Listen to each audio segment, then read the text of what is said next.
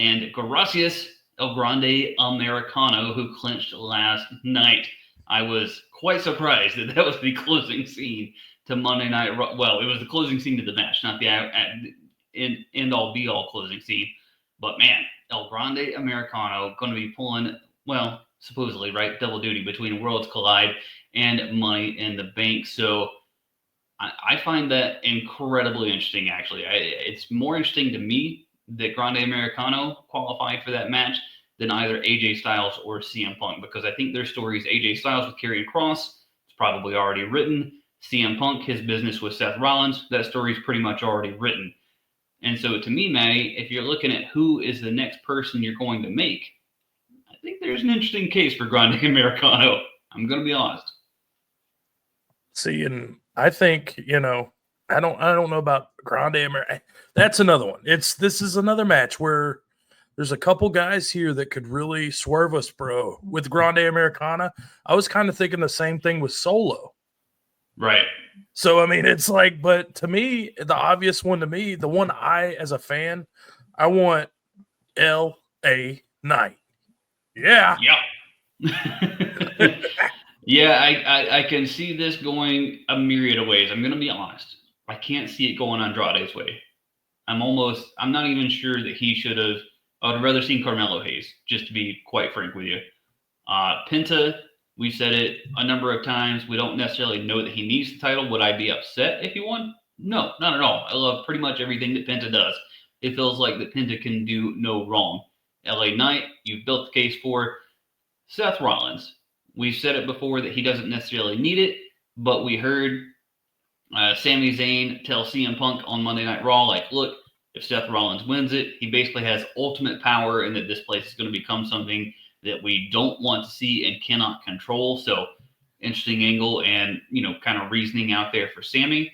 And then, as you mentioned, Solo Sikoa, who knows what would happen with the briefcase in Solo Sikoa's hands. Would he take the Austin Theory route and try to cash in on Jacob Fatu that way? Interesting. I don't know. Yeah, just another one Seth Rollins looks like he could be the obvious, but I think he has the most going up against him with CM Punk. Or, like I said, we can switch to it real quick and just discuss this. The elephant in the room. It's about time. When does Roman Reigns arrive back on TV? Because he has a bone to pick with Rollins, with Reed, and with Breakker and Heyman. So is this the perfect opportunity for Roman Reigns to return?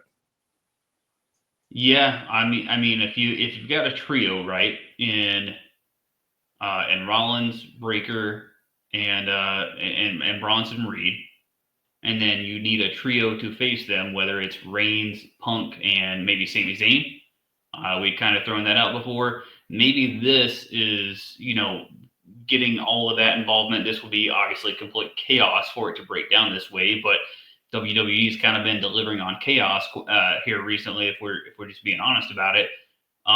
So yeah, I mean, I could see it, man, and maybe that he is the reason that Seth Rollins ends up not winning this thing. And then if we just go back to everyone else there in the card, you have to make a case for, all right, who are they trying to make? Who are they trying to, have be the next star? Who has the case for a title? And if I'm jumping through some hoops here and I'm trying to tell a story, I remember I told you when El Grande Americano first started, Chad Gable first started this gimmick, that at some point, Gable is such a narcissist that he's going to want to unmask himself and take credit. I can't imagine what he would want to take credit more for than winning a title after he cashes in Money in the Bank. Dude, I just say, that's just one wasn't on my radar. I didn't see Grande Americana kind of, like we said, I didn't expect him to even be in this match up till yesterday. I didn't either. So this is a lot more. It's different, and it could probably work to elevate a guy like Chad Gable, because we all know he has the it factor, and there is the story with the the plate and the mask and everything. So I do like that idea. If it wasn't going to be Rollins, which I think it's just too soon to give him the briefcase, he doesn't need it. I think that's a hell of an argument for Grande Americano if it's not going LA Knight. I'm gonna run with it, man. I'm gonna run with it. I'm picking El Grande Americano to win the match. Yeah.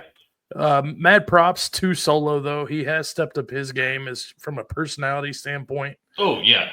I was kind of on the fence with him, and I think what he's done with Fatu just in the past couple weeks has definitely added to his, at least he's a riser on the rise.